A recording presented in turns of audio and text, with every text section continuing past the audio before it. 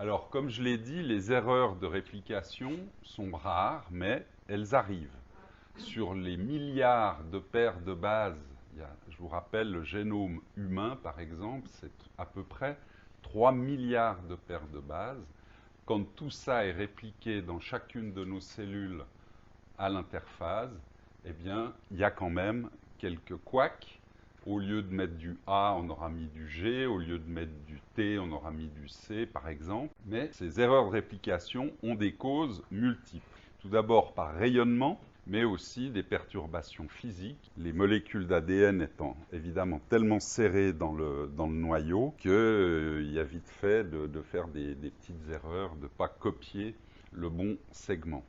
Et puis il y a des causes aussi chimiques, comme les perturbateurs endocriniens, comme tous les produits cancérogènes, cancérigènes, qui peuvent occasionner aussi ces erreurs.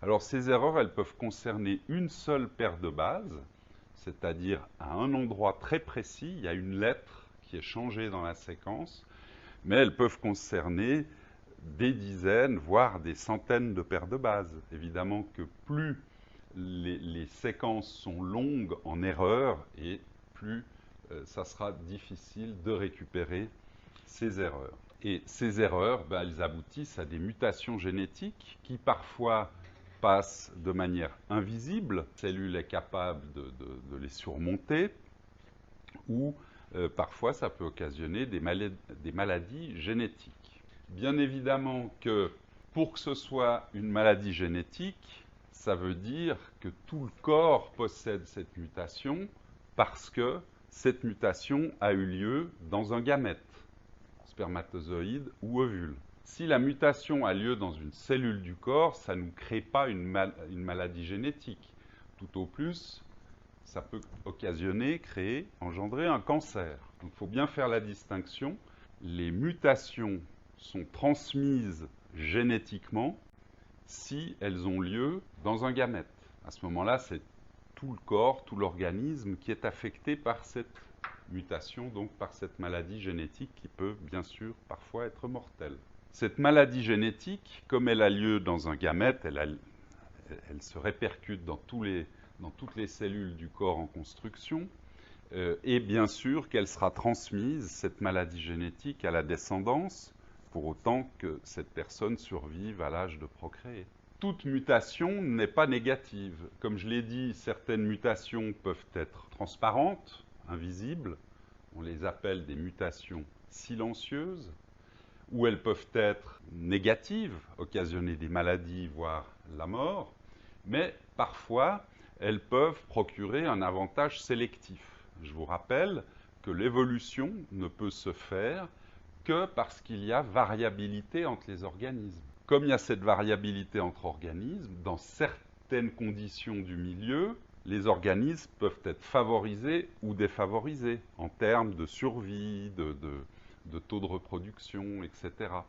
Donc parfois cette mutation qui est neutre peut se révéler dans certaines circonstances pour l'organisme avantageuse. Et si cette mutation est avantageuse, elle aura tendance à se répandre dans la population, puisque plus un être a de chances de survie, plus il va se reproduire, et plus sa descendance ayant des chances de survie va se reproduire elle-même à son tour. Et c'est ça qui permet l'évolution des populations. La variabilité génétique donne un avantage sélectif, la sélection naturelle opère, et l'évolution peut avoir lieu. Quelques exemples d'effets de mutation chromosomique, mutation de l'ADN, les cancers de la peau. Les cancers de la peau sont dus au rayonnement UV.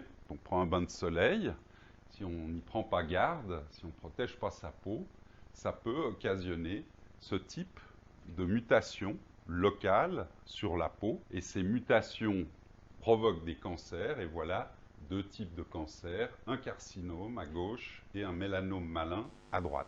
Donc comme je le disais, il y a quand même des mécanismes cellulaires pour corriger les erreurs de réplication, et ça c'est quand même assez incroyable, ce processus. Il se déroule en 3 étapes. La première étape, il y a un mécanisme d'identification d'une zone qui n'aurait pas bien été copié. Cette zone est découpée par des ciseaux chimiques, par des enzymes. Une fois que la zone atteinte est identifiée, des enzymes vont attaquer le début et la fin. Et, troisième étape, ce segment qui a été enlevé est remplacé par les bons nucléotides, par la bonne séquence.